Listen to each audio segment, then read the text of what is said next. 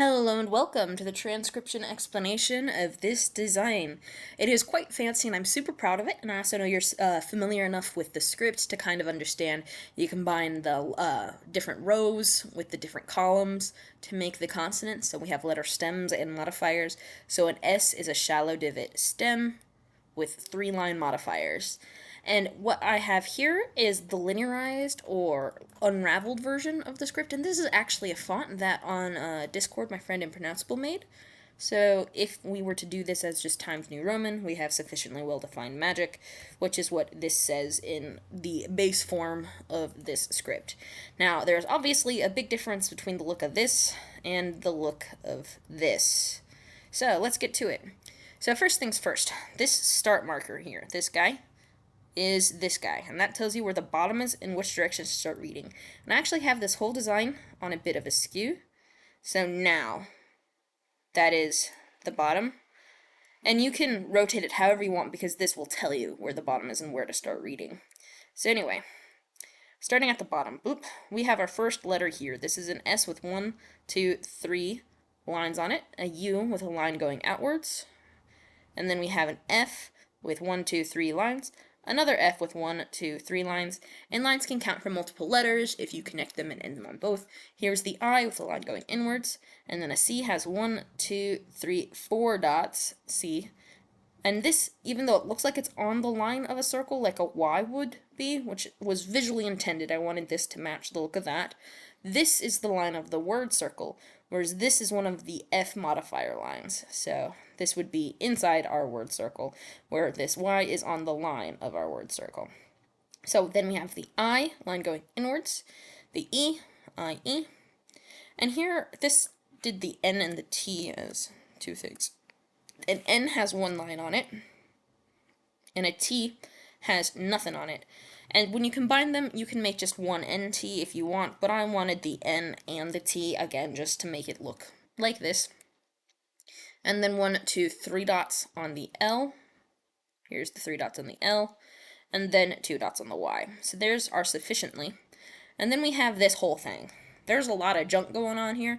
And in fact, this whole hexagon could be gone without, but I really liked how it looked, and you did too, so I left it there. But these are line modifiers from this word.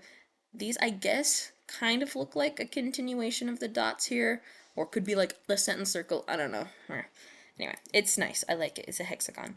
And this is actually a line modifier coming from the W, so starting at the bottom here, going counterclockwise, the first letter we hit is this shallow divot, because this L does not cross that bottom middle, it is by itself.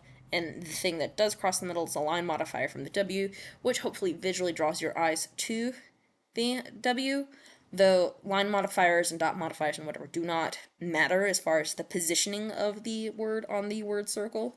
So, like if, okay, so like in this one, if this C dot were to be the bottom middle, you would not read the C first. You would still read the M first because the M crosses the bottom. So anyway, bottom counterclockwise, shallow divot, 1, 2 lines on it is the W. Oh, that's, okay, here's the W. W, and then we have an E, which right now the E is attached, so that's the W without the E. Here's the E by itself. And then that's a WE, but you can also leave them unattached if you want. So there's the E. And then we have this double letter. And a double letter can be done with a double line. So instead of doing 2 individual L's, you can just make 1 L stacked on top of each other. And a thin line, or a double line of the same thickness, means it's the same letter twice. And that's noted in the letter stacking rules. So WE double L. Then we have a D, 1, 2, 3 dots on the D. Then we have the E hanging out inside the D.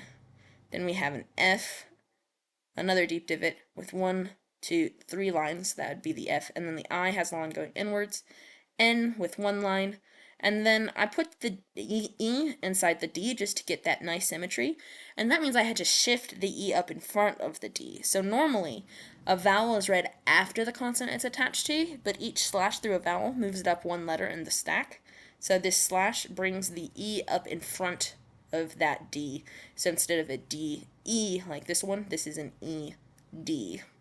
So defined. So defined. And the last word here, starting at the bottom. 1, 2, 3 lines on the M. Here's the A G has 1 line, an I has 1 line, and then 1, 2, 3, 4 dots on the C. So sufficiently well-defined magic is what this says. And because it does have that little start marker, you can still tell where to start in the orientation of everything, no matter what you do to this design. Even if you like set it up this way, you could mirror it, you could flip it, because no matter what, because we have this thing here, oh, it's this guy, and it's pointing this way, so SU, you know that you're reading this direction. So yeah, that is how that start marker magicness works. It makes everything super flexible. So yeah, that's that design. I hope you like it. Bye.